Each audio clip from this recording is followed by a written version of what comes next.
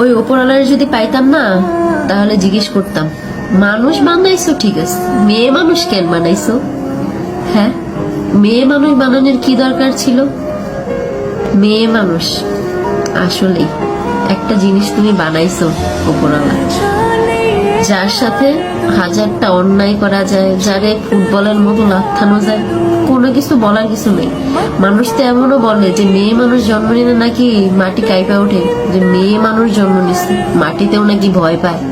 High রে, পরিচয় আছে তো, কারোর মেয়ে, কারোর বউ, ওই ছেলে মেয়ের মা, এর থেকে বড় পরিচয় কি চাও?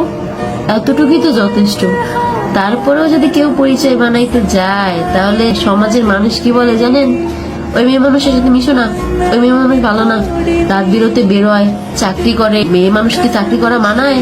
নিজের পরিচয় করব? মেয়ে মানুষের পরিচয় তো একটাই, হে হইলো কারো বউ, কারো মা। এর থেকে বড় পরিচয় মেয়ে মানুষের হইতে পারে?